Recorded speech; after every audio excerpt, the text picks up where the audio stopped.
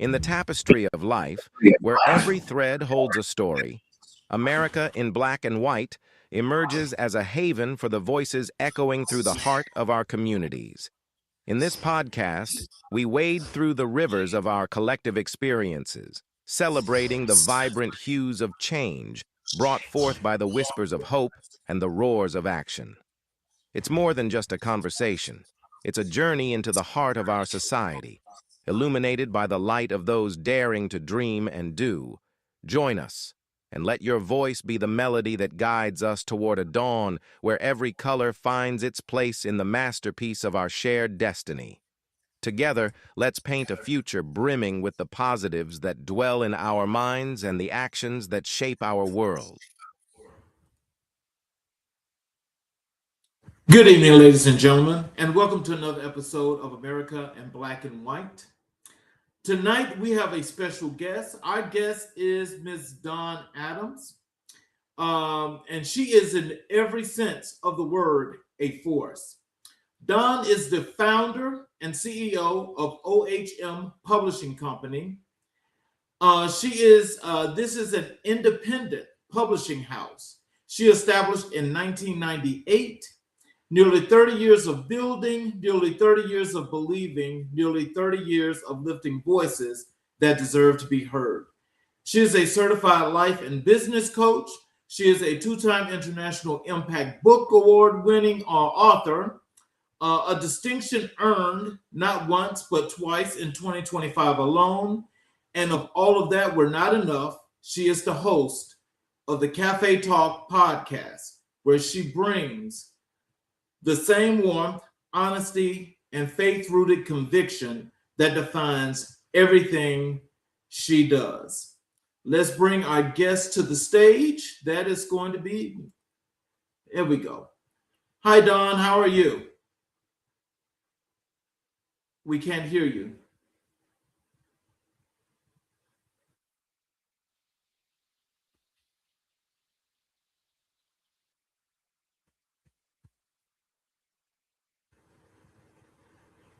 Mm-mm.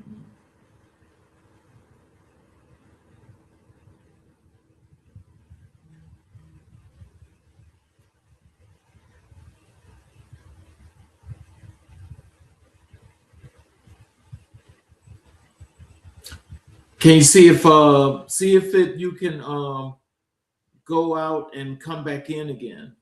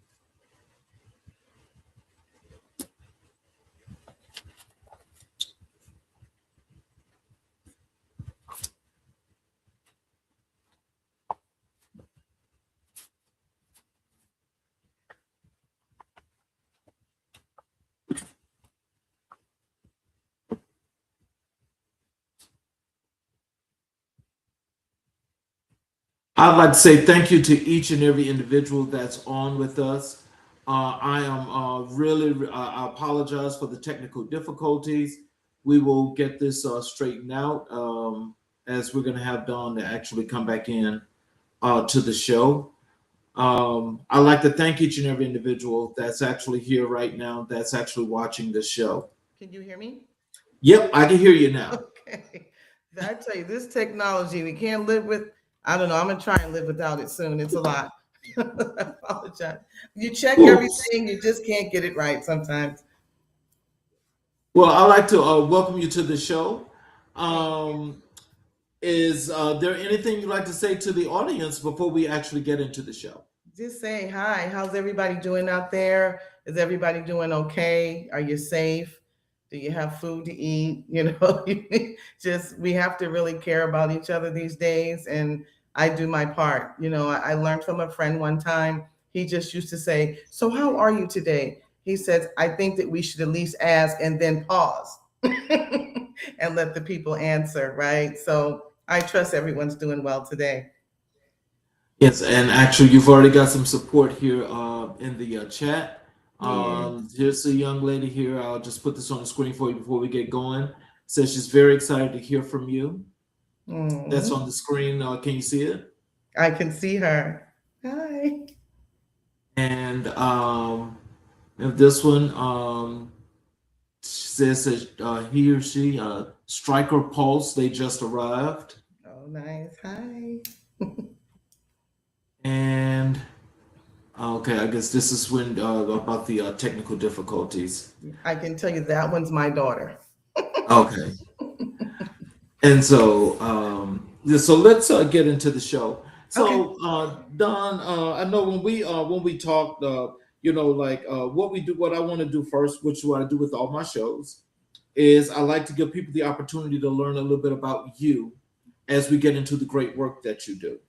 So let's start with, I think you told me you was raised in Massachusetts. Is that correct? Yes, I was actually born in Pittsburgh, Pennsylvania, but when they whisked you away at 16 months, I'm not sure that counts. So can you tell us, what was it like growing up in Massachusetts, and how did your early environment shape who you are today? I loved it. I loved it. I loved it. I loved it. I loved it. School was amazing. I'm still in touch with friends from kindergarten, right? That's a long time ago. Obviously, the best cuisine you could ever have. It's a very cultured city. You know, the museums and of course the Boston Symphony Orchestra, but we always had a lot of actors and performers, like all the time. It was just that type of city because of the Berklee Music School. So, we were there for the first song from, Luther Vandross, and on the downtown, my favorite spot was called Concert on the Commons. And in the summer, they would build up 20-foot high fence, and you had to pay to get in. But if you brought your wine and your basket and your friend and sat on the grass, you could hear Diana Ross. You could hear, anybody that they brought to the city. Just very beautiful, romantic place, surrounded by some of the best education, MIT, Harvard. You couldn't lose. I had a wonderful experience growing up in Boston.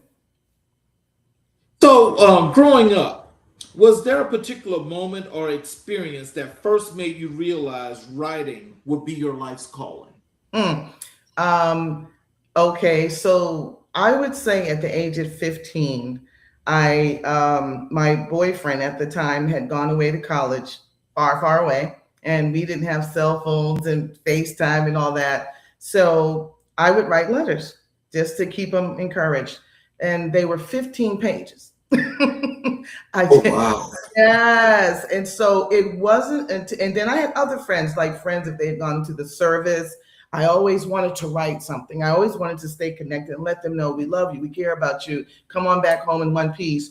And it wasn't until years later, CZ, that people began to say, they called it the manifesto. Thank you very much. But they said that your words, I just wanted to hear you talk.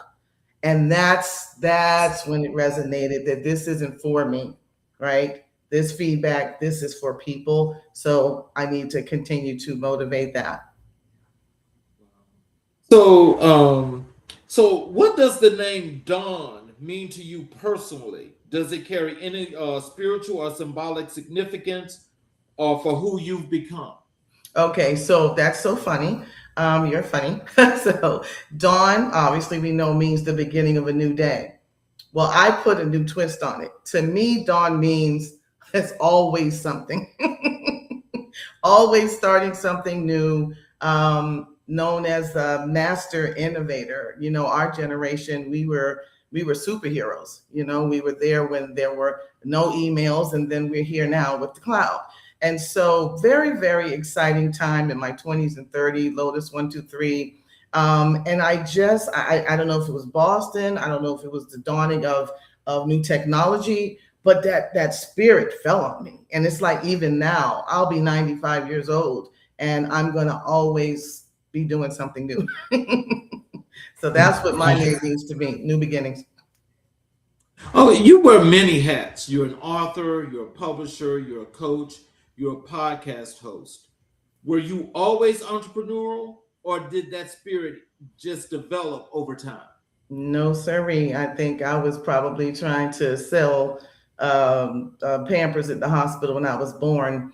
No, I just didn't know. My former pastor, he's retired, Bishop T.D. Jakes, he said something one day, you're going to look around one day and realize you were you. He says, I didn't know I was me. I said, I'm sure at 25, he didn't know he was T.D. Jakes. You realize later in life, right? It just kind of dawns on you. So I've done plays, playwright. I modeled body, I modeled hair. And so I was always doing a production. I couldn't just go sit down, you know what I mean? And just go enjoy the one little thing. It had to become, no, we're going to have a fashion show and we're going to use Michael's Thriller and the men are going to wear tuxedos and we're going to couldn't use a fog machine, had to go to the dark and get dry ice for the thing. And it just kind of was inside me, right? And so I think it's always, and then I sewed, I was a seamstress and I cooked. So anything that I've ever done, I had a flower shop at one time. It just doesn't stop. So I'm going to say, I think I was born with this one. You received an Outstanding Contributors Award from the Providence Civic Center for your production of the Higher Praise Convention. Can you tell us about that chapter of your life? I sure can. So if there's anyone out there listening that is from Delaware, Wilmington, Delaware, or back home in Connecticut that remembers a convention that we used to go to every year at Bishop Weeks, Wesley Weeks, it was called Praise Power. And as it began to change and kind of slow down, I said, you know what? We don't have to stop here. He taught us for years what to do. We know how to do this. Get some good speakers, get a good venue, and just make it professional. And so that's what I did. Our church at that time, my husband at that time, we were pastoring a church. We were small, but we did giant things, CZ. So I went downtown, not to the hotel. I went to the PPAC Center in the center of the city, and I got a contract, and they let us come in for 3 years. And that day says, wow, you guys really put on a production. This was not a convention. This was a production in our city. And thank you for coming and thinking of us. So I ended up getting an award for that. You left New England and built a new life in Atlanta, Georgia. What prompted that move, and how has the South shaped your perspective? Okay, so there was a couple stops in between. I kind of stopped through Maryland. I said, no, I don't want to be here, and in Pennsylvania. But I'm going to say, I would say family, right? I would say that my daughter has an illustrious life of her own. And when your children are as talented as you are or greater, which we want greater, you got to kind of step back. You know, this isn't a double platinum where I'm standing in the middle of the stage getting all the attention. I said I could have really snatched Diana Ross. It was that girl's moment. But, you know, I purposely stepped back and let her shine and let her grow and let her see. She didn't have to look to mom. And she's so smart. So things just kind of plateaued for us both. And one thing led to the next. And I was in Pennsylvania, and I wasn't feeling right. I felt so alone. I felt so detached. I couldn't find a church all my life.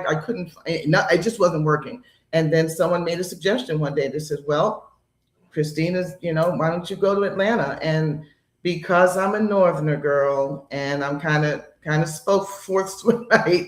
I didn't know if this would be the place for me, right? I didn't know if I would come down here and act right.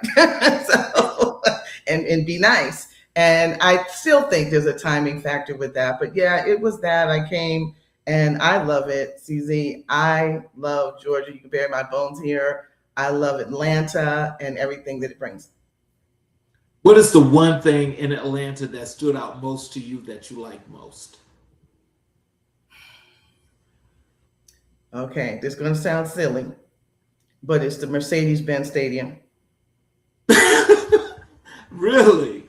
I came down here, much like the illustrious Tabitha Brown, and I came down here and I drove rideshare for Uber and Lyft because I wanted to learn the algorithm. I started my own transportation company, Sugar Enterprises LLC, and I picked up my own clients. I was driving down the street one day, there was something here, and I took them. And when I tell you that is a monstrosity of a building, I came around the corner, very unassuming, and bam, it's just like I said, oh my God, it scared me a little bit. It's structure. I'm going to say that the buildings, and I love how they're so creative with their venues.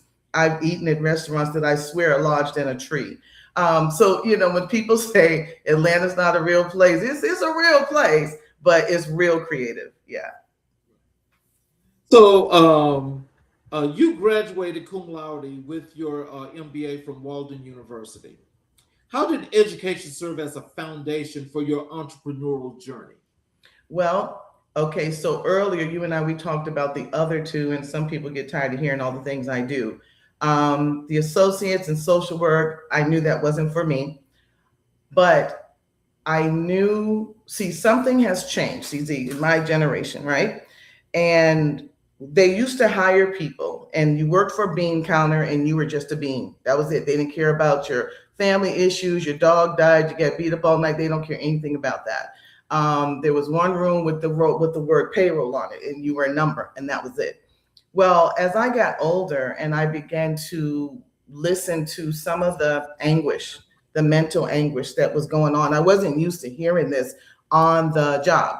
I said, well, we've got to do something different. When you hire someone, you hire the whole person. You hire what they went through last night. You hire what they're going to go through tomorrow. You hire their kids, their husband. And it just touched my heart. And the Lord dealt with me and said, get your master's degree later, but I want you to learn human development. I want you to know different people and culture so that you can work in all types of rooms. Then after I got that, I said, well, I like to be in business.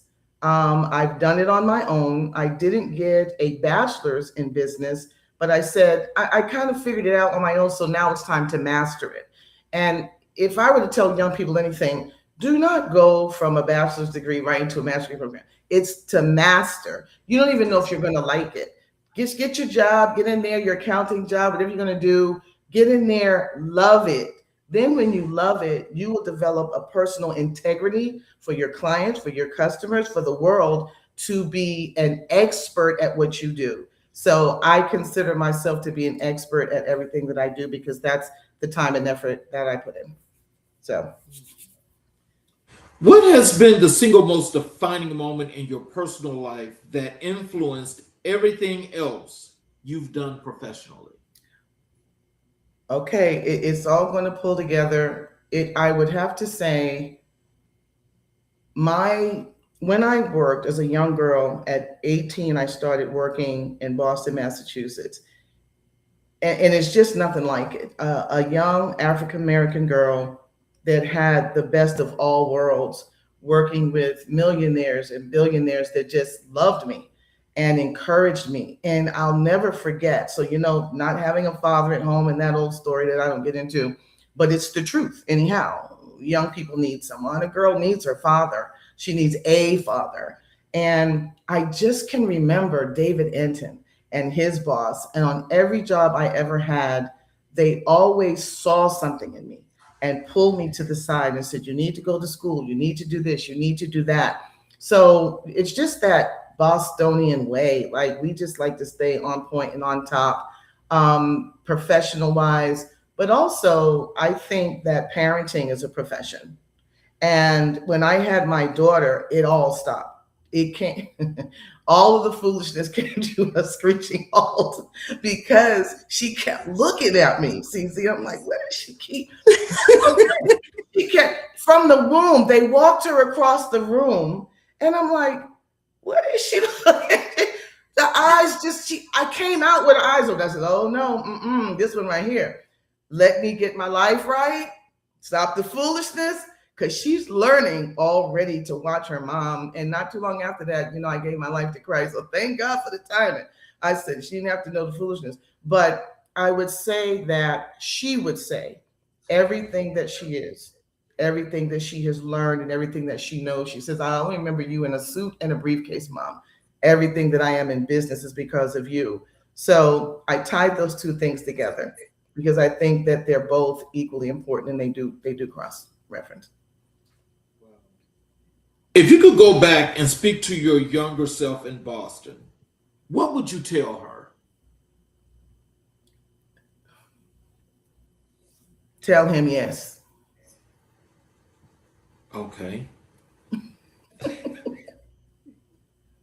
Okay. So I'm assuming that this is for the boyfriend that went far away.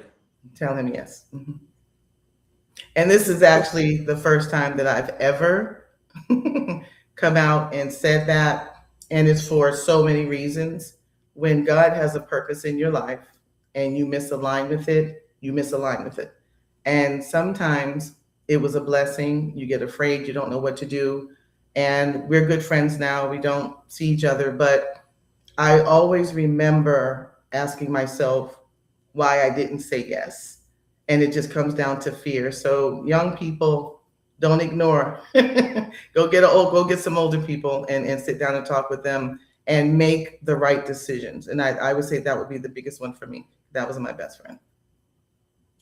Let's talk a little bit about OHM Publishing and your entrepreneurship. OHM Publishing, Open Heart Ministry, has been your enterprise since 1998.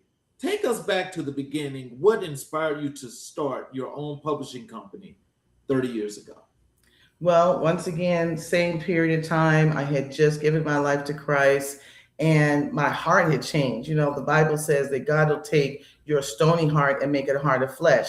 And I experienced that right away, my whole persona. You know, I was calling people from before. I'm so sorry I said this to you. I'm so sorry. It was a mess. I really got saved. And I thought, you know what? In this whole world, the most important thing is honesty and transparency. So that's where Open Heart Ministry came from. I remember I was at a new job and I just started writing. They hadn't given me any work to do. And I just started typing and I did a complete article entitled Honesty is the Best Policy. And it just kind of took off from there. It went from one sheet of paper to my first book that I'm not ashamed of, entitled The Promiscuous Life. And it just kept on going. I would read the room. There's no particular genre. I read the room. I feel that I am equipped enough to give an answer, right? I can't fix it, but people deserve a practical answer, and I can give that. You know, and I got to say, I love what OPM stands for. Can you tell us, what does Open Heart Ministry mean to you philosophically, and how does that name guide the editorial direction of OHM Publishing? So if you notice, I don't spell it out. I purposely leave it hidden because I want to leave my heart open to everyone. I don't want people to, now don't take this the wrong way, everybody that's listening. I am the Christian, but everything that I do doesn't have to have Christianity all around it. We have to be wise and understand that everybody doesn't have the faith and that revelation that we have yet. And you can run people off, making them feel excluded by the way you talk, by the way you act, by the way you don't receive them. And so for me, I just feel like I want to keep my heart open for all people. And that has led me to a place now where God has taken me global. He told me 2 years ago, I'm going to take you international. And now he's showing me worldwide. And that's because he said he died for the whole world, right? Not just one state, not just one group of people. He did for everyone. And so with that open heart that he has, I kind of adopted that. Wow. Well, I got to tell you, I love that name. I love that name. I do. I thought it was so weird, CZ. When I said, Dawn, now what are you doing? But, you know, because, you know, as I think about it, you know, and especially with you having those initials, OHM is what made people come to find out, well, what is that? Really? You know, but when you thought about that, I mean, like, Did this like just come to you, or was this something that you just really sat down and thought about? it came out, and like I said, it started from the article, honesty is the best policy. And in the same breath, I said, okay, so honesty, that comes from a pure heart. So we need to keep our heart pure, and we need to stay open so that everything that we feed people, that we give people, is honest. People have enough dishonesty to deal with. Somebody's got to be right. So it doesn't hurt me to be transparent. The Bible says that we are living epistles, which are letters read of men. But if I hide my wound, if I hide my black eye, if I hide my story, if I hide my love, I can't reach anybody. I can't tell 21-year-old whoever, sweetheart, that, I think you need to just say yes, okay, and take it. You took a chance on that other thing. And so you see how it goes. And transparency is it for me. I want people to be free. I want people to be happy, because you know what? I am. And it didn't come overnight, but I got there. And when I got to great peace and happiness, I said, there's nothing else but to just build upon this. And so you go from being a dependent to independent to intradependent. And this is where I am now, telling other people, listen, I'm 62 years old. I can say what I need to now. Yeah, okay. I have lived the life. Yeah. So, here's a I think you said this is your daughter. She was saying that's beautiful. Yeah, she's that's my little sidekick, road dog. She's a good girl. So independent publishing was incredibly difficult in '98, long before social media, print on demand, or digital platforms. How did you survive and thrive in those early years? Okay, let's start with one of my books that I wrote years ago. I have 8 books that are retired because I don't keep things around that are not relevant. One book was With These Hands, right?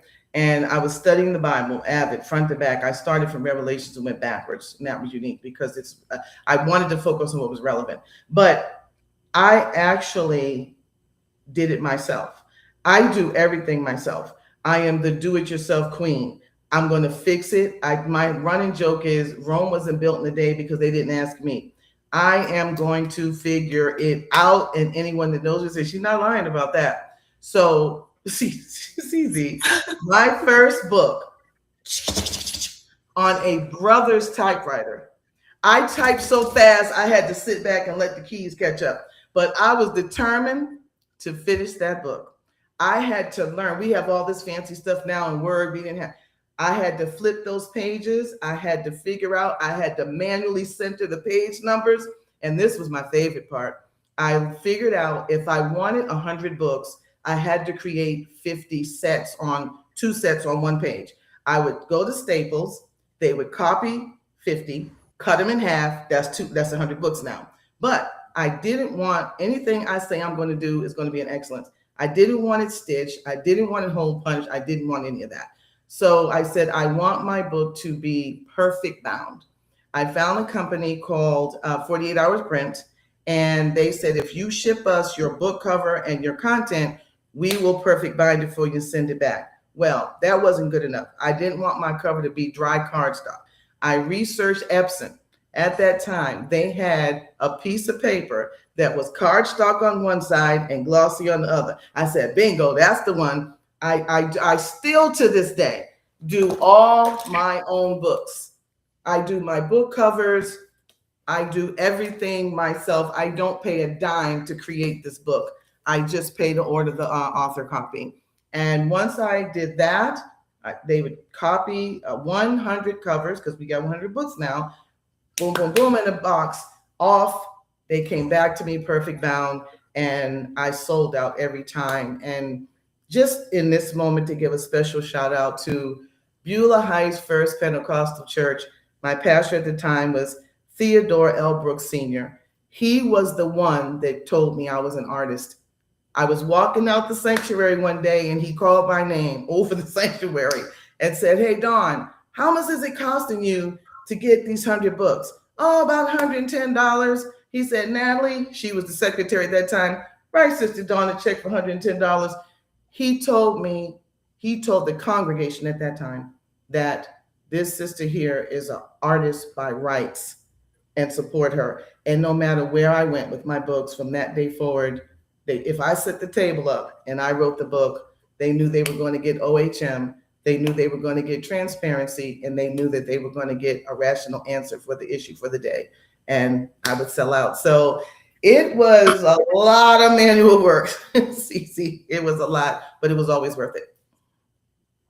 So with with your first time authors at OHM, what does it mean to you to open doors for emerging voices? Oh my God. It makes me feel like grandma.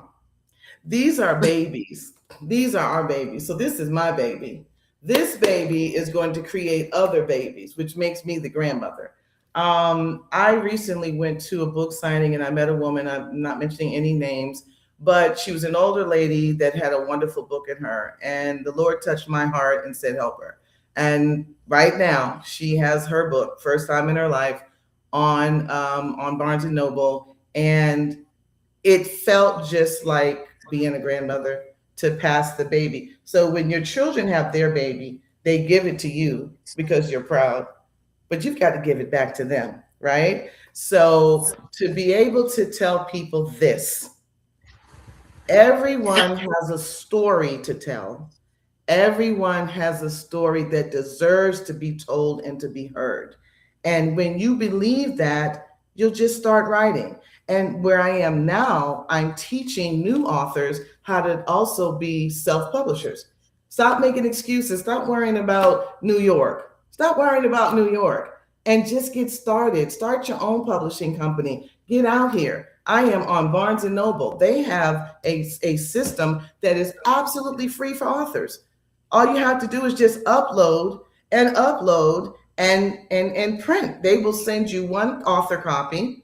And authors, we don't pay the full price. So this only cost me about $13.65. This is a hardcover with colored pictures in it. That's an expensive book. You couldn't go to another publisher and do that. And I'm not going to, because you know why? At the end of the day, I'm going to do it myself. Wow. As a CEO, what are the biggest misconceptions aspiring authors have about their self-publishing industry, about the self-publishing industry? That they can't do it.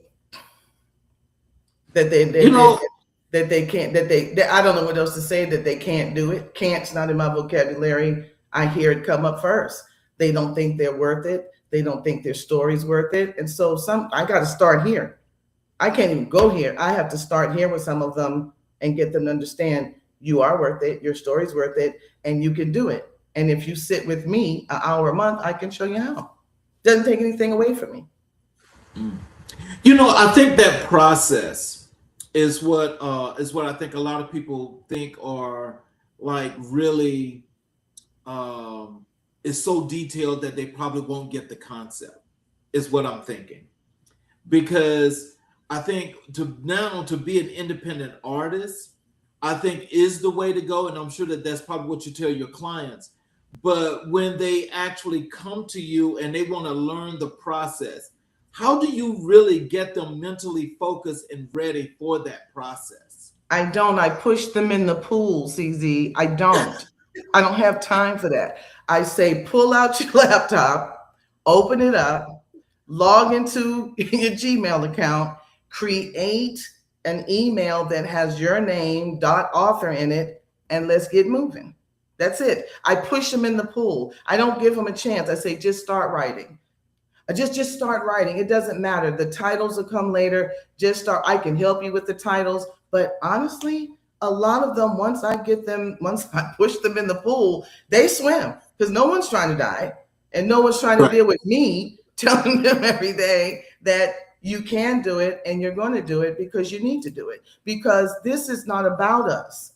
This is about somebody else back there that's coming along. We have to be stronger. right? And we have to put our emotions to the side and get the work done because we have a legacy to leave. I'm not going to be here forever. I'm going to be here for a while, they say, but I'm not going to be here forever. But when I leave, my books are going to be in floorboards, in the walls. They're going to be hidden in different places, and so are my customers and my clients. And I think that if you can deal with me for the first week, you're going to have a beautiful book. But I'm not going to. I'm relentless. I don't give up on people because God doesn't give up on me. So, how do you balance your roles as the CEO of a publishing company while simultaneously being the author, the coach, and the podcast host at the same time? I have lost my mind. That's a lot. These guys, I am absolutely out of my mind. Doing this has been bananas, and God tickles me because He trusts me with so much because He knows I my tenacity to get things done. The author part, I got that. I can write a book in my sleep. I can knock one out in a couple of months. That's fine. All of the design, that's fine. I got all the tools. Everything is in place. You have to get stuff positioned. I'm a very organized person. The publishing part came in because I just wasn't going to have anyone telling me, oh, you can't say Jesus, or you can't do this, or we want you to do more fiction. Oh, go on. just move along, because I can do this myself.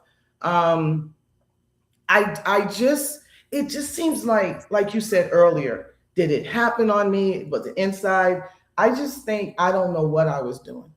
I'm gonna be honest with you. I think if somebody would have told me, oh, and by the way, Dawn, in 2026, you're gonna start a podcast, I would have just started digging my hole. You have no idea. People out there, I'm telling you, you can publish a book, but I'm not telling you that everybody's a podcaster. Because once you start this, oh no, between the technology that you need, now you're going to have to pay $100 for Comcast Business, because I use a studio called Riverside, and it's like playing a video game. It's live, it pulls from both sides, right?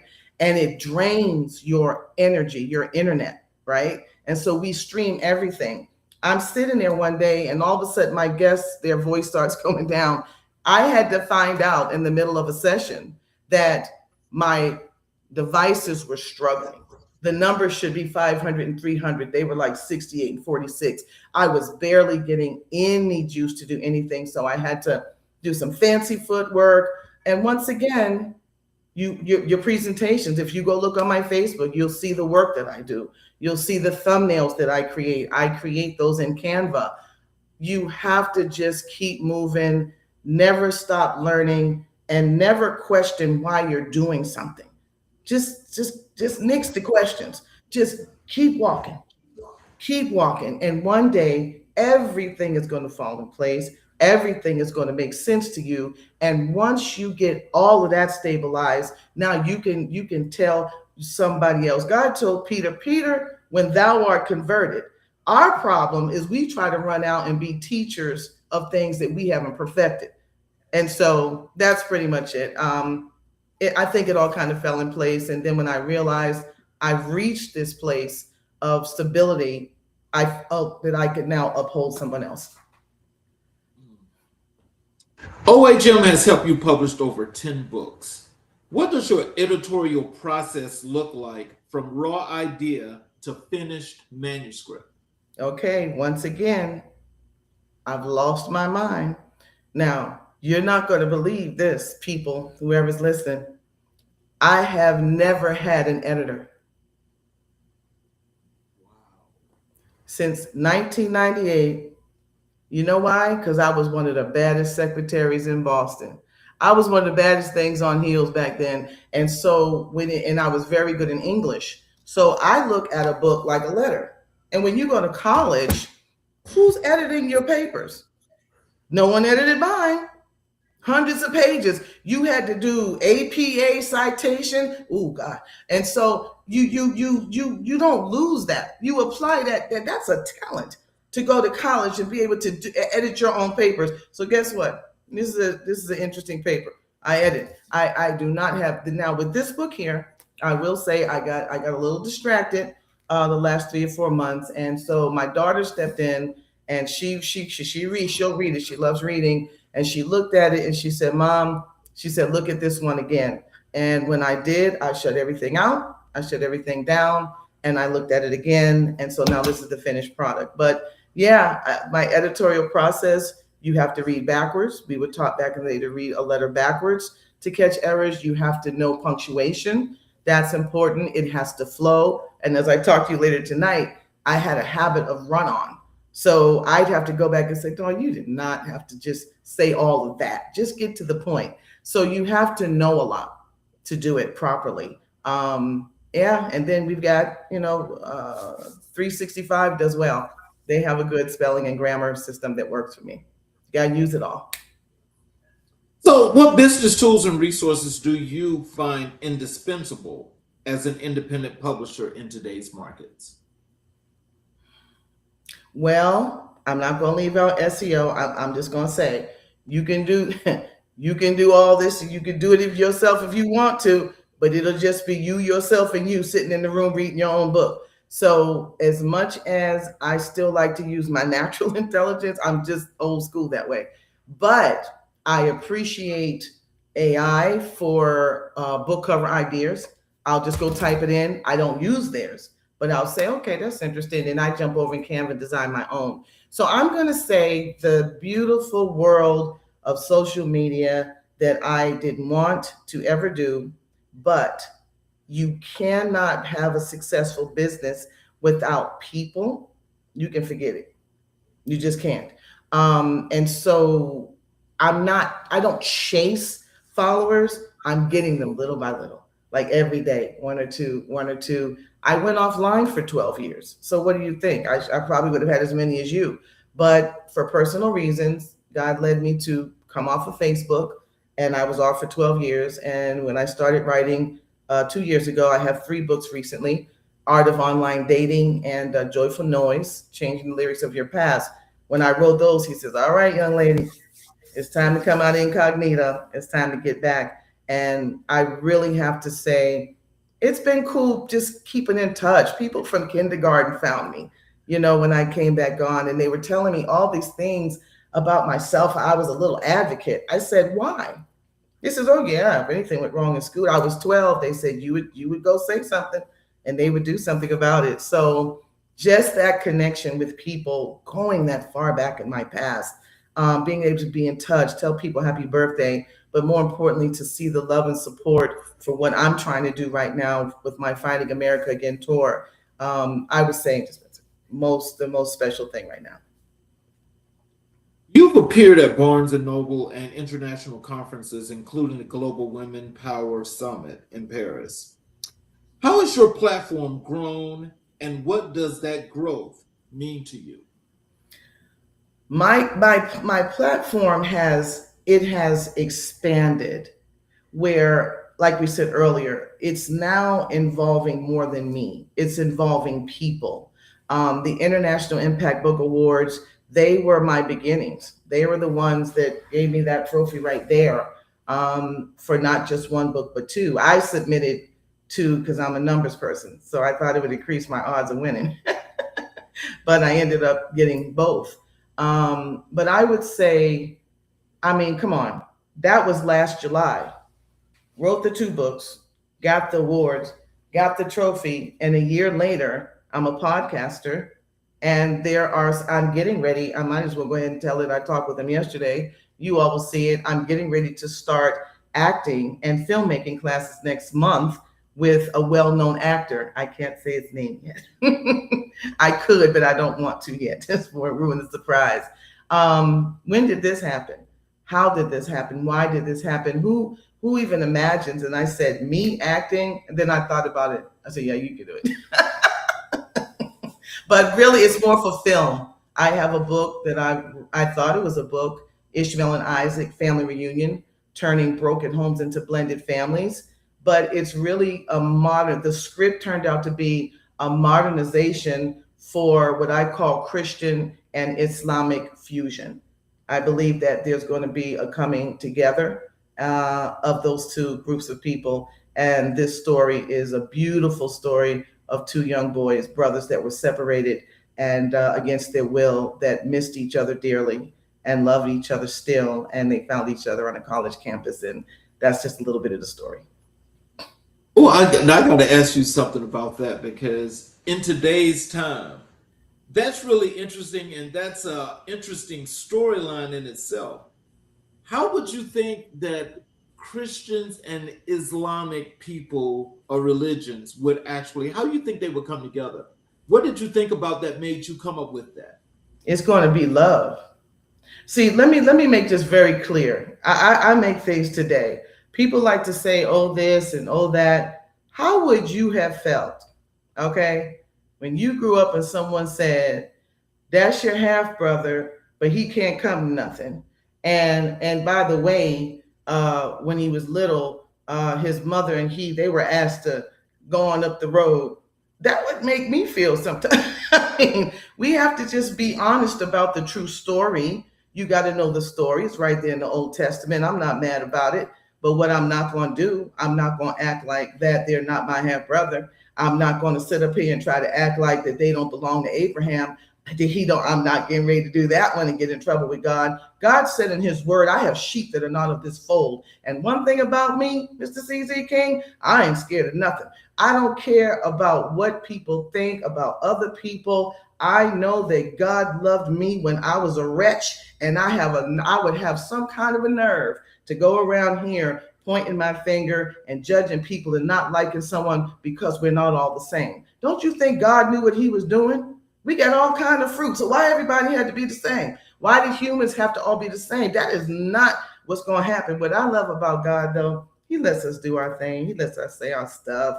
But at the end of the day, he's the Father, right? And at the end of the day, the Bible says the earth belongs to him and everybody in it. So we got to just kind of slide to the side and let him do what he does best, and that's be God. And he's able to use me. I'm sort of like a modern day activist through my writing. But I do believe it's going to be love. Yeah. So what is your long-term vision for OHM Publishing? Where do you see it in the next decade? I'm going to be honest with you. I'm getting a little sad about that because I don't believe I'm going to have the time to publish for other people. I believe that I might be able to have an online school where I could teach people how to be a self-publisher, but I really think I'm going to end up in filmmaking. Wow. Yeah. Well, you know what? Yeah. I want you to know that I'm gonna give you that congratulations in advance, because say it and it shall be. Yeah, I got there's two movies that I have. The first one, I already have it on my phone in iMovie. And the book that I wrote, Art of Online Dating, people ask, what made you write that? I said, because I was online dating. Okay, never mind. But for 13 years, I ended up turning into a ministry. I ended up ministering to my brothers and talking to men and trying to help them to understand how to understand a woman, and things that help and things that don't help. And it was amazing. I used to wake up and write letters to them, and they'd be saying, oh my God, I'm gonna go find my kids, I'm gonna go back to my wife. It was bananas. When I tell you, Jesus pulls me into some stuff. But I do it, and I love what I do, but I really do believe that it's going to be film writing, Art of Online Dating. It's entitled Online. So my filmmaking company is it's Riverstone Films. That's my trademark, and that's going to be. It doesn't have to be modernized because that's where we are. But I did ask God, why that one? I said, I'm gonna get a lot of scrutiny for that one, right? Because people are scared. I said, let me tell you something. You ought to be scared of everybody. I don't care if you meet them in church. I don't care if you meet them at the gas station. I don't care if you meet them in the grocery store. People are going to let you know as much as they want you to know. It doesn't really matter where you meet someone. It matters if you know that God sent them into your life. And if you know how to do this thing the right way, just be safe. Why are you going out and doing all this stuff in the first day with a stranger anyhow? They tell you in small print what to do and what not to do. I don't teach for people to do it. But I know there are a lot of people, especially when it first started out, that have been happily married for 20, 25 years. So I used it for companionship. It was nice to have someone think of you and say, good morning, beautiful. How are you? How's your day? Praying for you, and go on their way. We have got to stop fostering loneliness. The Bible says it's not good to be alone. So if you just pick up someone just to say hi, let's just keep it on the phone. And if it goes from there, it goes from there, but stay prayerful. But that's going to be a movie that's going to be an interesting one for me to write. Let's talk a little bit about your work as an author and your books. Let's first talk about your award-winning book, Joyful Noise, Changing the Lyrics of Your Past. What inspired you to write it, and why did it resonate so deeply with readers? I got tired of hearing myself. I got tired of hearing myself complain about this happened, that happened, my mother, my father, my mother. One day I just got sick of it. I said, Don, ooh, you don't shut up. These people that you are still hurt by are dead. So what are you going to do for the rest of your life? So when you think about a lyric, you think about songs, right? Songs come from words. So we all have lyrics. Someone recently taught me, Jackie Collins, she's an author on here. She said, our voice has a vibration. So I have a vibration that my audience is going to respond to. You have a vibration you were born with that your audience is going to respond to. So, for me, I don't know. I just think that we need to just get ready for anything these days and stay ready. Your second award-winning title, Art of Online Dating, as you was just talking about that. Where do we go from here? What made you decide to tackle the topic of modern romance and relationships? Well, because, okay, first of all, I did ask God. I said, Lord, why me? Why me? Why this? And he said, anything that impacts my world and my people, every culture has their own. And I know they do. He said, it is worldwide. That world belongs to me. It is my responsibility. And my people who are called by my name, if they would be obedient and do what I need them to do, we could still help people worldwide. So it's a comfortable thing for me to talk about. Christians probably don't necessarily, okay, I mean, that's what you're doing. But I was called to be honest, and I was called to tell my story. And so, of course, you're looking for love. Of course, you want to be married. But after 10 years, I said, Lord, I don't think he's coming this way. He said, probably not. You're on here for another purpose. And I have helped men understand their purpose more than anything. You guys really get beat up. You do. I'm just gonna say it. Y'all do stuff, but you're different from us.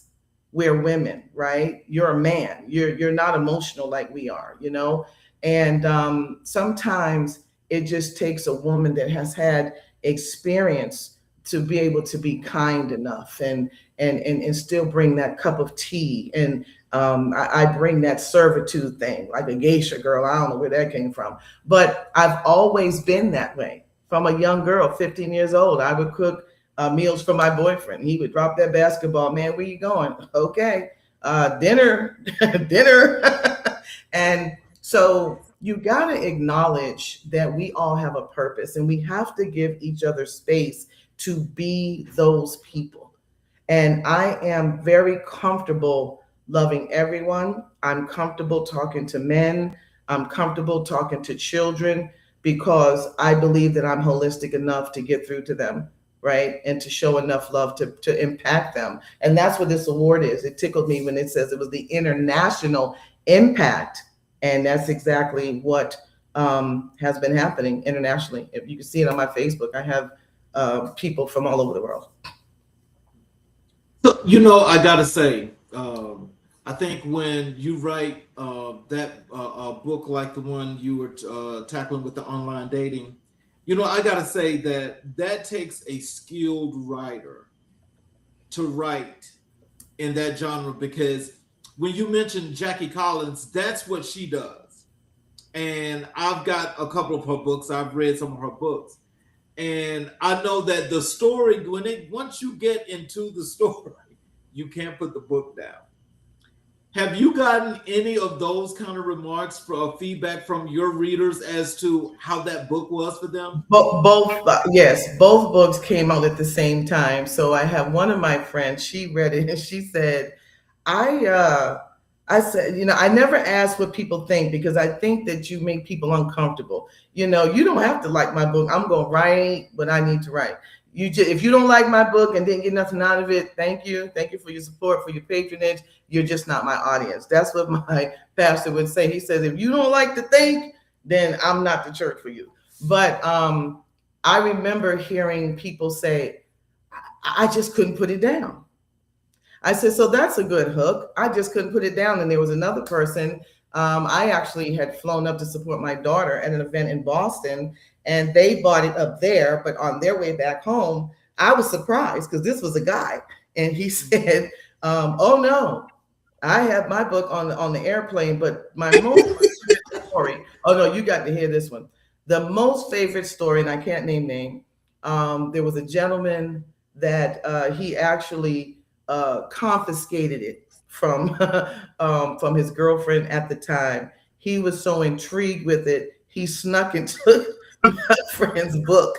And I said, okay, that's not cool. But I didn't believe that men would be interested in that book. But you know why they are? Because I'm real with men. And I give real answers. And yes, sisters, I'm telling on us when I need to, because we can act up sometimes. So when I want to just be very honest and give everybody a break, can we just calm down and just be patient with one another? And the biggest pointer in relationships of any kind, your job, your kids, you have to give things time and you have to communicate. If you don't want to communicate, and you want to rush and be married in 60 days, then when you fall off that cliff on the way down, don't be surprised. I am telling you right now, it doesn't work. And if you have a self-sabotaging spirit, it's going to win every single time. There, I said it. Okay. Look, I mean, I think that's about, that's helping in a lot of ways, because I think giving it to you straight, no chaser, is the only way to give it.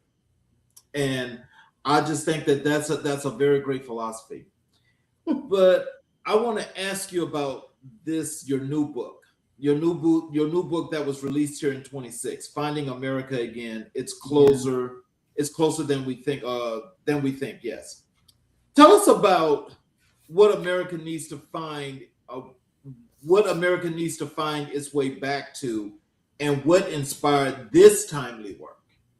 Okay, so everything with me is an underlining love. What we have to get back to is our soul. We have to get back to focusing on souls. Our soul, your soul, the neighbor's soul. COVID came and we got rid of souls. Get away from souls, don't talk to souls, don't breathe the souls, don't look at souls. And we were trapped in the house and we have lost our souls. We've lost our social skills. When I was driving for Uber one day, this poor guy, he said, it's like we're not people anymore. I said, you're right. And that bothered me. He says, it's like we're not people anymore. We'll just sit. I never seen it. They'll be at a restaurant. Everybody's looking down on a date, everybody's on their phone. We've lost connectivity, right? And one of my favorite, all of these chapters are mine, but the first one that gets me every time is called The Way We Were. Man, I go back to fire hydrants, splashes, and being chased by the fire department, turning them off, and block parties, and how the news of the day wasn't a domestic violence. It wasn't a child being molested. I was here for a better day. And I want this generation, the last generation, the next generation to know what it is to go to a park and not have to worry about being shot. Now, that's a lot. That's a bold statement to make. But we can find safe ways for our families to enjoy themselves. But we have lost each other. We don't even talk. Joggers. Hi. Oh, okay. Just Just, and don't get me wrong. I love dogs like you couldn't even imagine, but my God from glory, we would rather have a dog than a human any day. And I was almost there till I said, let me get it together. But we have to remember that human beings, we are God's most precious creature. He gave us dominion over animals, and I'm telling you, I love them, but I can't put an animal in the place of a dog. If I've got that much of a personality disorder, I need to go get some help. Ooh. Okay, look, we're gonna say that for another show because I'm being honest. I've asked this of many people because I try to understand that. How do you love the animal before you love the human?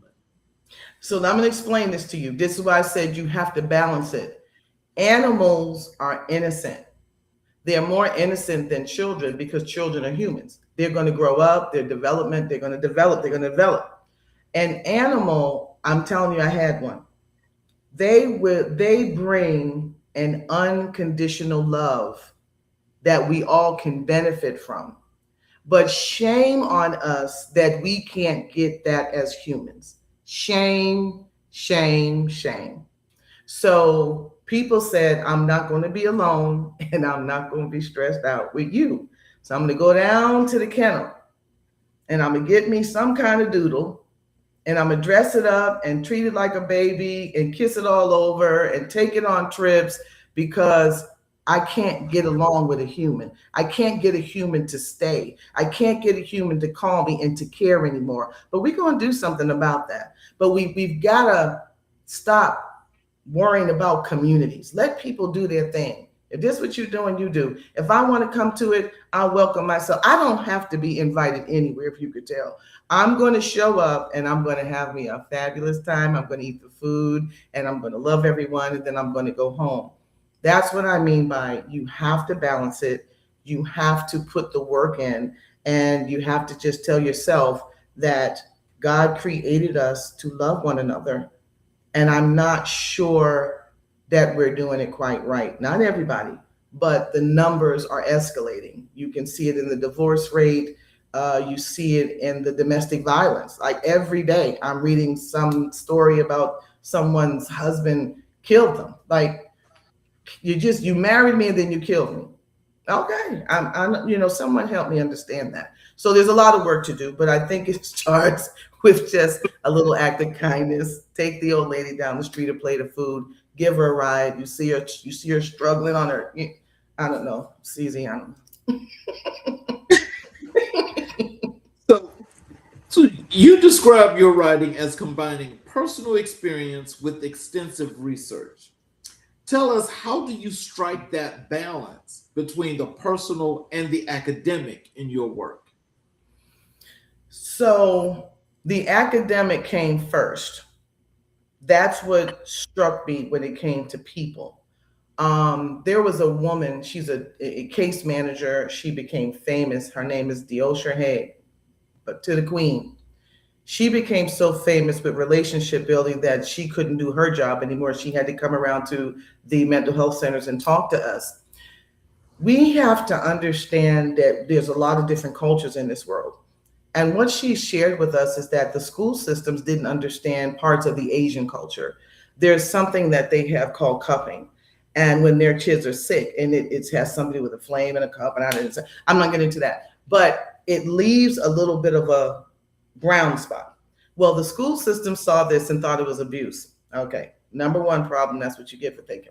Number two, if you know anything about the Asian culture, they're not bold like us. Like, they don't sit and stare you in your eye when they're talking. Their culture is that they're subdued. They look down a little bit when you're talking to them. But if you don't take the time to study cross multicultures, you will miss something every single time, with people. So it took that for me to get a better interest in people and what they needed from me.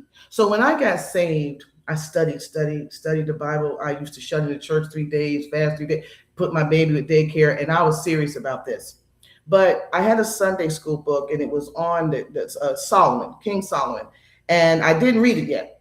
And I was on welfare at the time, which I swear I would never do. I said, no, I have enough skills, but God will deal with that. But I remember laying in the bed and saying, Lord, wherever I'm going, show me how to walk in and out before your people.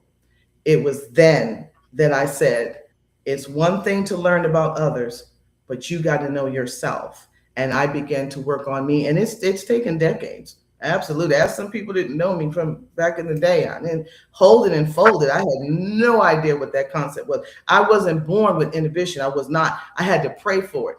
And the first day that I actually used it, it shocked me. I called someone and said, I've got inhibition. I finally had glory, hallelujah. I finally have inhibition. I know how to just say, I know that's right. And you gotta be honest with yourself, because it gives people freedom.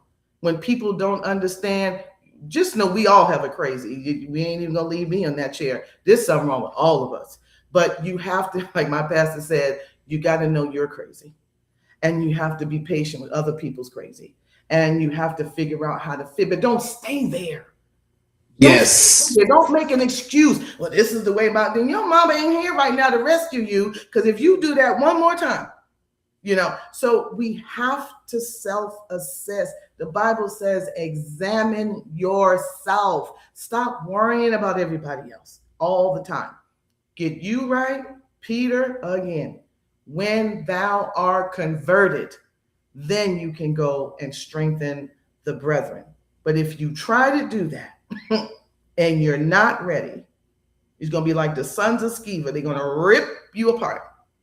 You have to be patient with you. You can't worry about what people think about you, what they say about you. Some people, unfortunately, met you in the middle of your progress. And when I used to hear responses, I would say, that's okay. That's what they think. Keep watching. That's what I said 20 years ago. I said, keep watching, because I'm not going to give up on me. And God's not going to give up on me. And everything is going to be all right. But you got to put the work in. You've written over 10 books, 8 of which have been retired.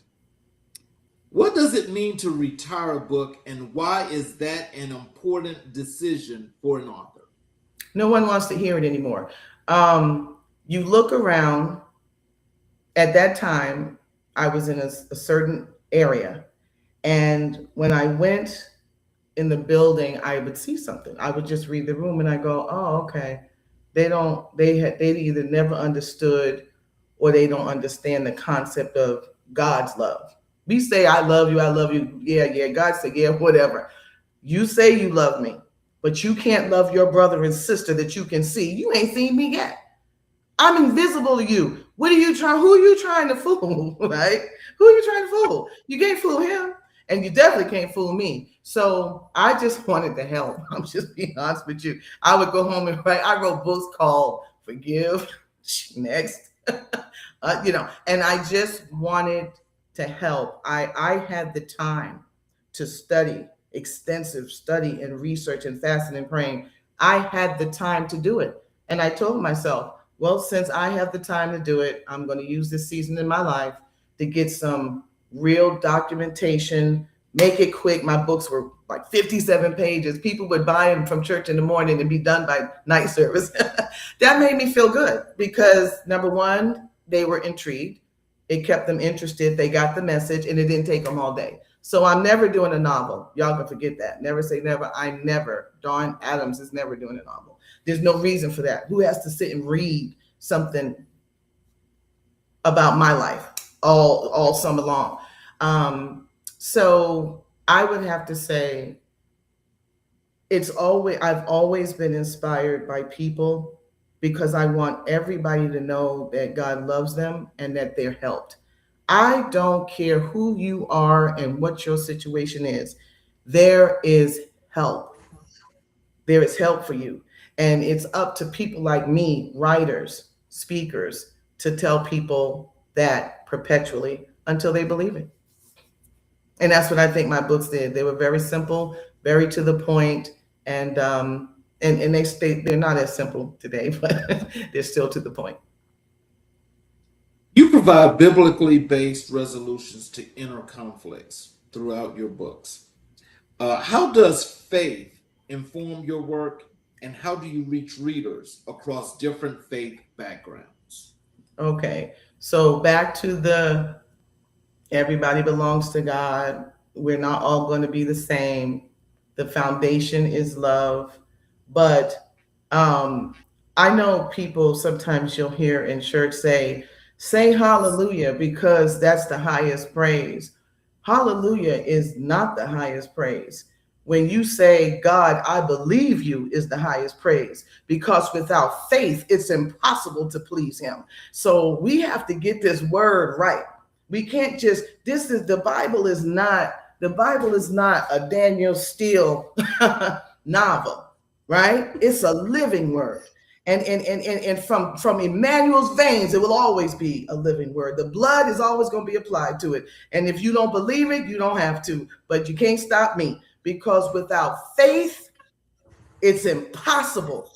Are y'all listening to me? Is anybody awake? Did anybody chime in? Without faith, y'all, it is impossible to please God. And if you want your life to be blessed, you don't have to be perfect, but just, could you please him on Tuesday at least? Friday, think about him and do something that's pleasing in his sight. Tell him hi. Tell him I love you. Call him daddy. Let him know. Remind him he's your creator and that you need him.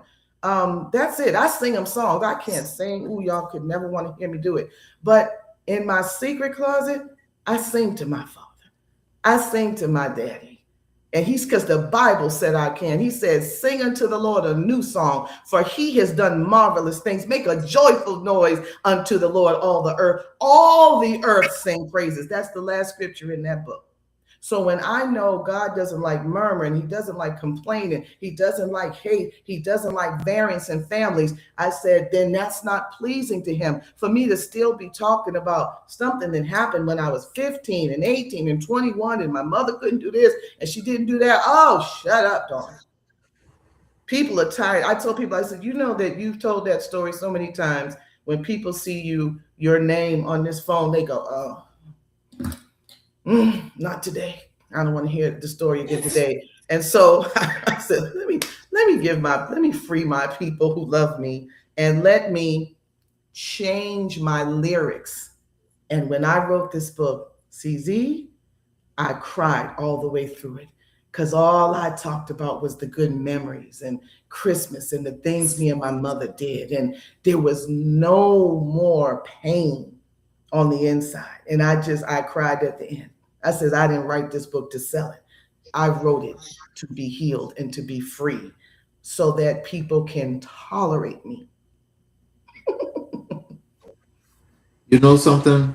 I got to tell you, that in itself is something that I think a lot of us should resonate with, that part of what you just spoke, because, it's I guess maybe, do you think that means that maybe they're not touched with some people aren't touched with their inner selves, as to why they're missing so much, and that's why that void is there? What do you think they can do or should do in order to get right, get to that? That's easy. Y'all listening? Tonight before you go to bed, you say God, and you don't have to look up in the ceiling. He's not in the ceiling. You just, in your heart, you say, Lord, I can't do this. I can't do this without you. Help my faith to increase. When that happens, you can't read the word of God without faith.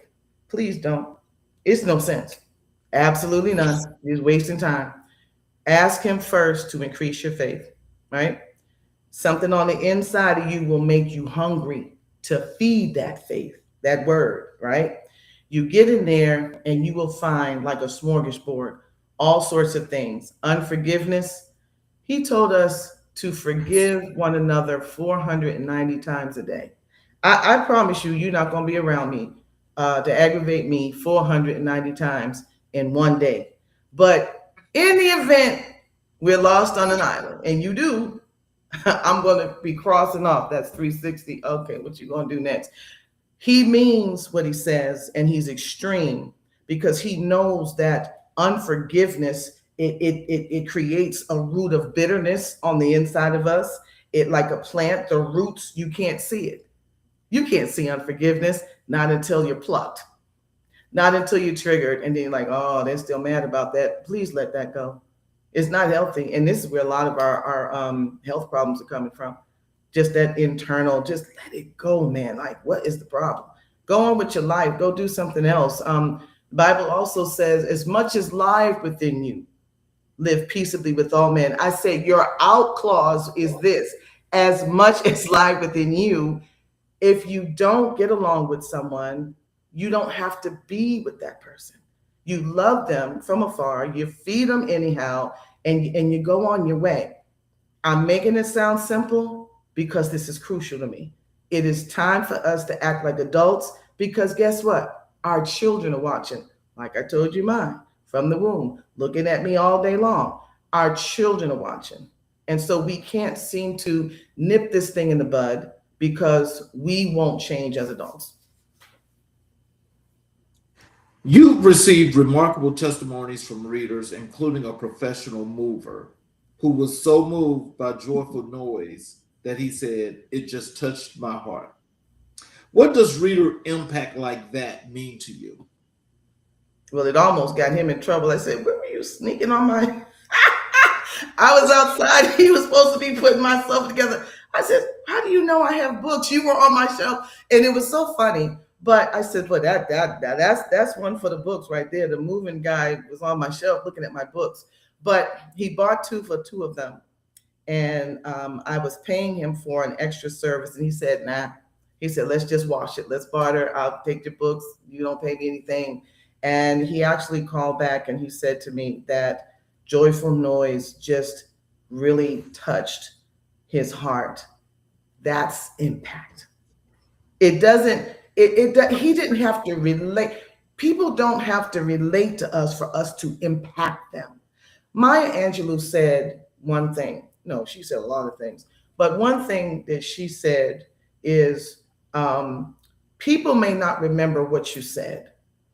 People may not remember what you did, but they will remember how you made them feel. That's impact. Oh, she made me feel comfortable. She makes me feel uncomfortable. Whatever the impact is, and if it's negative, you got to work on that. You know what I mean? But you just really have to increase your faith. I hope you all really heard me when I said that. There's no sense reading the Bible if you're not going to receive it by faith. You need faith. Without it, it's impossible to please God. So where do future book genres like romance, fiction, and children's books fit into your creative roadmap? I'm so glad you asked, TZ. So I'm silly. I'm not probably ever going to do a child's book, but that's what I'm going to do. I'm going to do a comic book. I'm going to be I already got my AI pictures in my categories.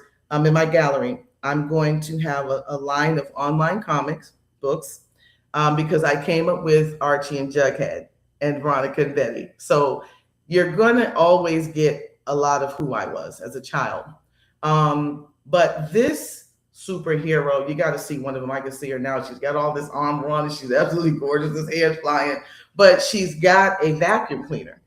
So she's being a superwoman, but she's cleaning her house. You know, there's toys all around. So those comic books are going to be my way of breaking through the traditional way that case managers have tried to heal families. What we do is we take the child and take them here.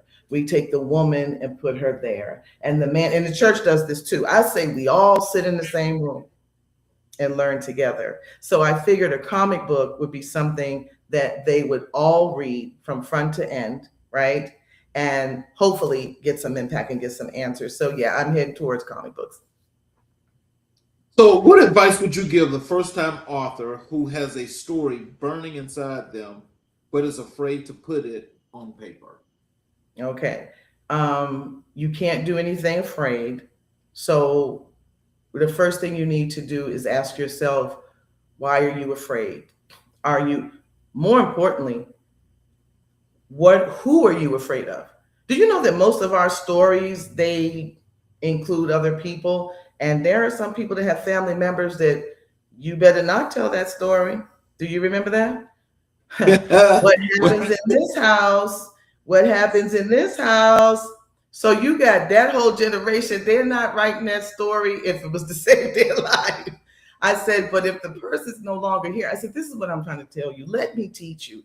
Join my school, get my coaching. You don't have to name. You can tell a story. And if you don't want to tell a nonfiction, make it fiction. Like me, I'm a survivor of infantile abuse and spousal abuse. So I was getting it as an infant.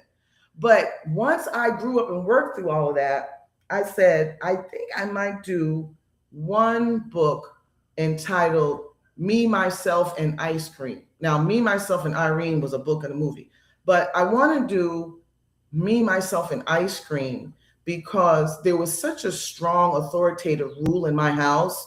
It was her way and a highway. You couldn't have the kind of ice cream you wanted. You were going to eat Pogo Puffs, this, and it was going to be one of everything we were all going to eat. But with children, because the personalities are all different, sometimes you got to lighten up. Let them come over and pick out the ice cream they want sometimes. It's not going to kill them. It's not going to kill them. So me, when I got grown and was able to go to the store, honey, and buy my own ice cream that I wanted and keep my butter on the table and my ketchup in the cabinet, that's when I knew that change brings about change. But just don't get caught up in your pain. Don't get used to abuse. Let's talk about Cafe Talk podcast. Tell us about the origin story of your podcast, Cafe Talk. What made you decide to launch a podcast, and what does the name represent? Okay, so once again, it wasn't my choice. God asked me to do it, give him a platform to use me. So my podcast, I learned from the different books and the different genres and categories.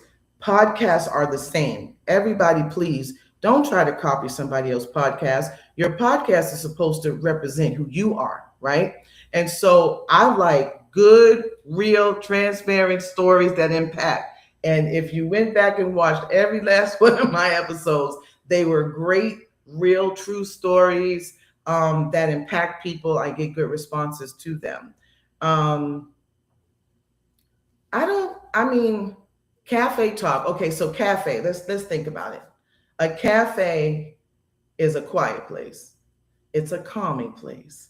It's got nice warm colors, like those colors behind you. That makes me feel like a cafe. But if you notice that most people go to a cafe alone, or maybe to meet one person, but they want that quiet place. They want the smell of that Ethiopian coffee. They want that muffin and not have to share it. They cross their leg. They sit in a comfortable chair in the corner, and they're probably introverts. They don't want to really bother with people, but they don't mind being in a room filled with people. They like to hear that chatter and that sound in the background. So when I called it Cafe Talk, it's because I always have a little jazz playing in the background.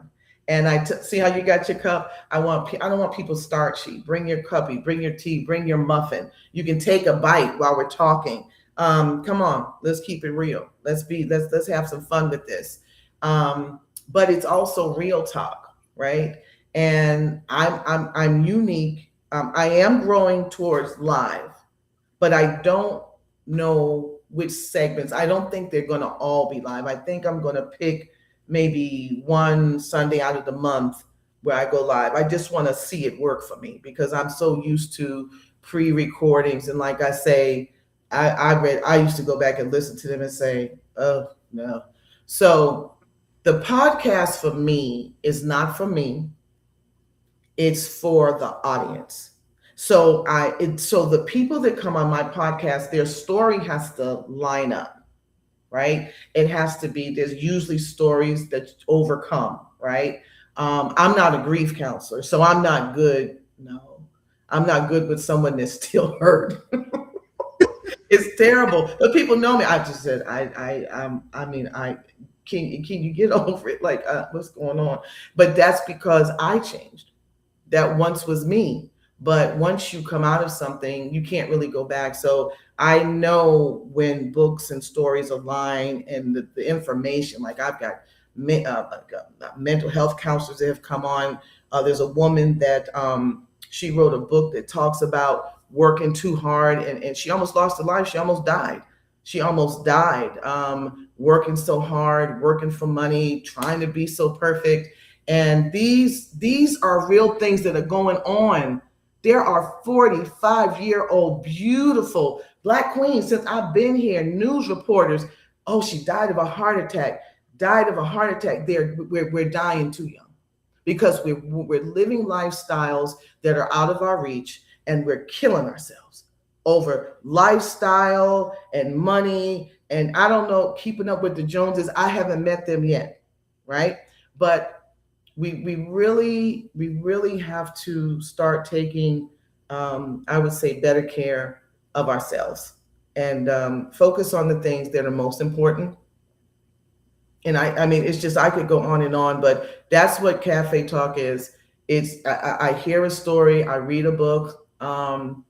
Most recently, I met a gentleman. He's a master in AI. I don't do it, but he does it. He's a master at it, and he does all fiction. And I love his stories. I just fell in love with his stories, and I wanted to bring him on because why? It's relevant. I don't care if I like it or not. I want people to understand certain things about AI. AI doesn't have a soul. AI is going to take your information and add something and sell it to somebody else. I need you to understand. Do you know where your information, that document goes when you hit the button? Do you really know where it goes? That's why I don't do it for my content, because I don't need anybody distorting my story. You can't tell my story, you know? But I brought him on because he just brings such a different twist to it. And he does such a beautiful artwork with it. Yeah. So, what topics and conversations does Cafe Talk center around, and who is your ideal listener? My ideal listener, I'll start with them. There's someone that has gone through all the steps of, okay, hurting, healing, and knowing that there's more to them that meets the eye. They need that nudge. They just need some practical, illustration, practical information. How do I get out of this? How do I get out of that? How do I take care of myself better? Yeah, so that's my ideal listener. And I got to tell you, CZ, I don't know how it has happened, but almost all of my guests have been in alignment. They have brought on a powerful story. Just amazing. Well, that centers around, what your structure is and what you want it to be. And when you find those guests that align like that, that means that the trend continues. And so as it's continuing, that means that the people that are gravitating are the people that all of your content is for. I appreciate you saying that, because you and I talked briefly on this earlier, and I had to explain myself a little bit. I don't mind doing that. When I see someone, or someone may ask, what does it take to get on your show? The first thing I do is I go find them on Amazon and I read those free chapters, right? So I can understand. Then from there, I ask them, when are they available? Because I don't want you on your lunch break. Anything can happen with this technology. It's a cafe. I want you to relax, nobody around. Then I type up, it's a whole email, they have their date, their time, what to expect. Like you said, log in 15 minutes before so we can test everything. But I also do something. I will pull from what I read from their live Facebook and their books online. And that's how I derive all of my questions. And so I go deep. See, you would hate to be on my show. You were going to think I go deep. And one of them, she was She was she was an overseas West African mental health counselor. And she said, I am so glad you sent me these questions in advance because I had to think. That's what I'm talking about. I do 3 questions, maybe 4, depends upon the subject. And they're always with, like you said, the listener in mind. God, see, I'm a chef too. So a cook always should care about the people more than what they cooked. They say the worst cook in the world is someone that just put food on your plate and didn't ask you, how do you like your steak cooked? Do you want scrambled? Do you want poached? No, you can eat that mess. I don't eat nothing like that. So you have to have courtesy, and customer service with me is number 1. So for me, I feel like I'm the chef and they bring the produce and the protein, and then I know what my audience needs to eat. And so I guide it and I put structure, but I always let people still be their authentic themselves. At the end, I always say, now you go for it. Now that the kids have eaten, now that daddy has had the big chicken breast, okay, you can go on ahead, tell your story, do your thing, say what you need to say about you. And then now I feel like we've done a good job. It still aligns with the word of God. God told Peter, feed my sheep. I'm just doing it in books. And so now, podcasting can be vulnerable and an exposed space. How do you maintain authenticity on the mic without oversharing? I edit. Okay. Riverside is amazing. They have you on the screen and they have a live script. And if you go back and see you're talking more than your guest, you're wrong. You're wrong, you're wrong, you're wrong. The host is the host and the guest is the guest. And that's that customer service. But I talked to you about that tonight because sometimes it was nerves. Just nerves. And then somebody called me a Renaissance woman. I said, I need somebody to call me something because I got so much inside of me that I have to make myself focus. Even like right now, I'm making myself focus by looking at you. I used to be looking all over, talk with my hands, looking all over. No. I would go back and I would see that. And so it's a work in progress. But it's in progress. I'm in season 2, and I looked at my last one, and I absolutely loved it, CZ. I'm getting there, and that's why I believe once I gain, it's always about that self-assessment. Once I gain that self-control, and people don't understand. This is like being a celebrity, the hair and the makeup, and oh Jesus! And so you have to be organized. You don't have to film every day. You get yourself put together and schedule 3 people that day and then put your hair up in a ponytail and go look a mess. But it's a lot of pieces to it. It really is.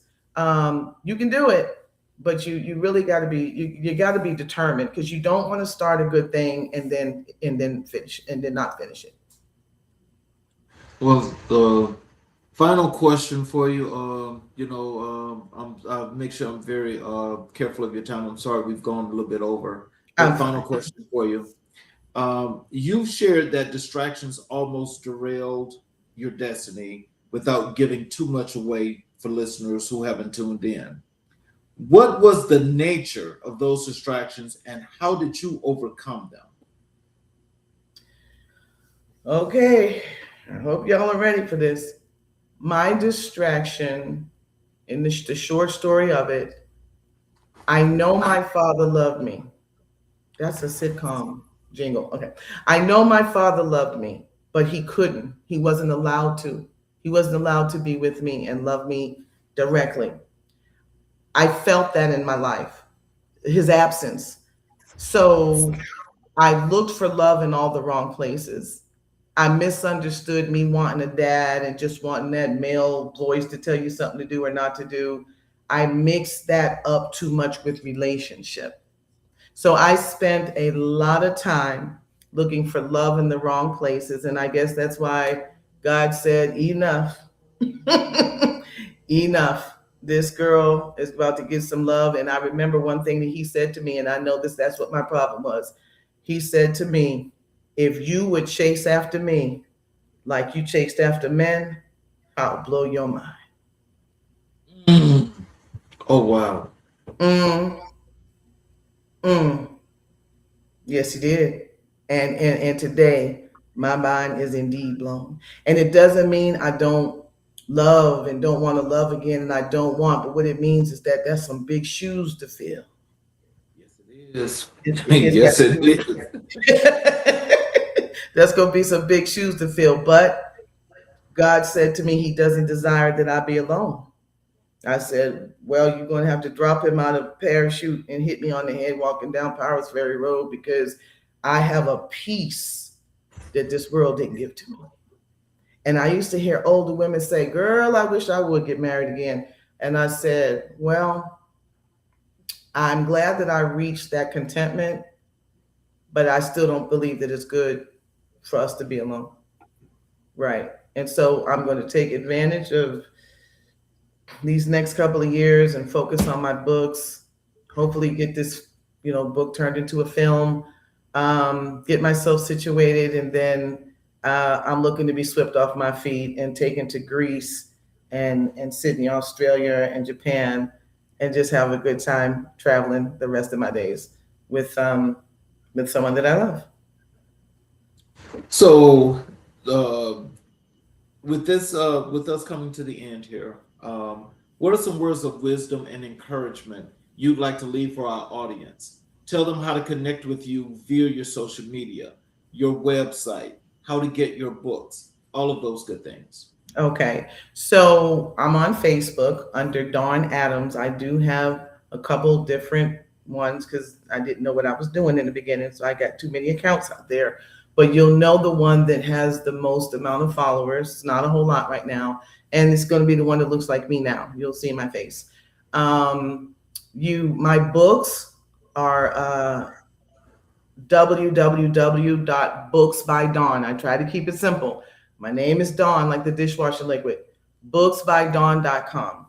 You can, on my Facebook page, you'll just be able, that's the quickest way to just DM me and let me know. I am currently taking clients for life and business coaching, but I feel like I'm leaning more towards business because I want people to have generational wealth. And so what we're doing at our age is not for us to live, it's for our grandchildren not to have to suffer. Right? So Yep. You can find me. I even have my phone number on my Facebook page. You can call me. I have open door policy. I just like to make myself available and to help anyone that's looking for some real help. Words of wisdom and encouragement for our audience. Get to know you before you want someone else to get to know you. If you don't like you in a room, why should someone else? So I want to tell you thank you so very much for being here. This was a really good show, and I really love the information that you have given out to our audience, but also those stories that you were telling in between were really in-depth stories that people should take a lot from. Yes. And I definitely appreciate that because as we work on community building, these are just things that I want people to make sure that they're understanding, they're learning. And if they've got any questions whatsoever, I would actually say to them, please reach out to Dawn. And she says she has an open door policy. Send her a message there on Facebook. Try to get that chat in and try to learn and do those things that she's mentioning. If you're an author and she is telling you that she can teach you how to be a self-published author, I think you should go for that. Yeah. But I definitely hope that you guys learn from that. And as we are going forward to this day, these are messages that this is just not for today. This is for you guys to take going forward, because this is going to be with you forever. If you're one of the younger generational young men and women, you've got a long ways to go.